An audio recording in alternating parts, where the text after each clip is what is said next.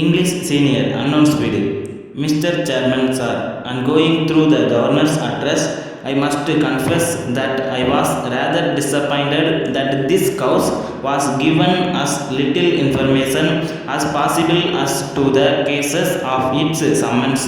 I venture to think that the policies ought to have been mentioned in this address itself. Then only the suggestions of honorable members of this House can be taken note of before the budget is finalized. But on the other hand, which the majority that the party in power can command, an attempt has been made to deprive those members sitting in the opposition of the only opportunity they may have to influence the government of the day. This is, in my opinion, a serious handicap to the members belonging to the opposition. Sir, in the governor's address, it is stated that the food position is on the whole satisfactory. That statement is not granted by facts. Today, food production is a general responsibility. If there is any scarcity anywhere, it is only right that the whole country should be treated as one unit and the available food grains distributed to those areas where there is any deficiency. But I am sorry that after so many years of independence, after so many crores of rupees have been spent on large irrigation projects, we are still more or less where we were some years ago, depending upon foreign imports to the tune of several crores of rupees. It is all due to a lack of proper policy on the part of both the central and the state governments, without realizing that they have to control the entire subcontinent.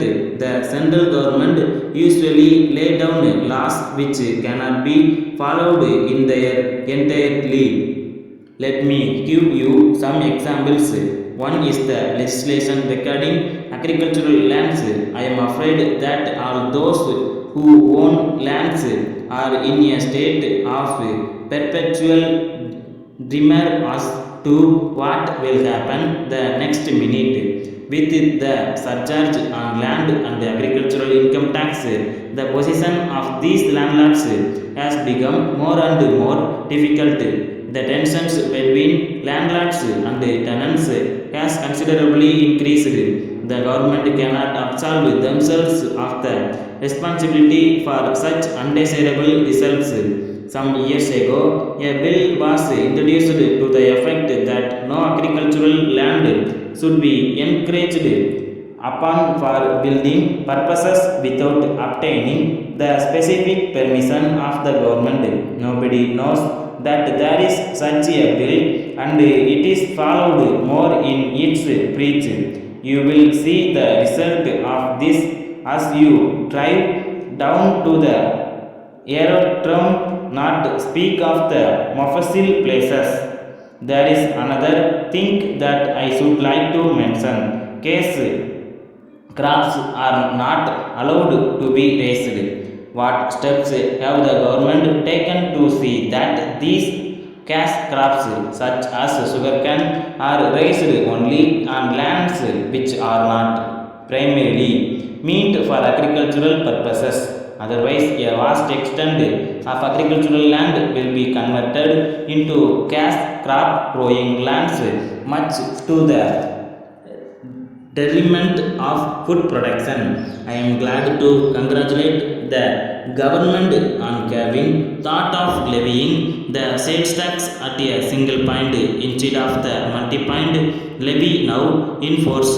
Sir, I am not one of those who desire that the revenue that has accrued to the government from this tax should be curtailed. There are so many requirements and we are always talking of improvements, but I am for a single point tax for this reason. The businessmen have to maintain many records. They have to engage people to maintain these records. If any slight lapse occurs, they are caught at once and treated As criminals, single point sales tax is the best in the interests of all concerned, and the government will gain a great deal. The government should see that as soon as possible.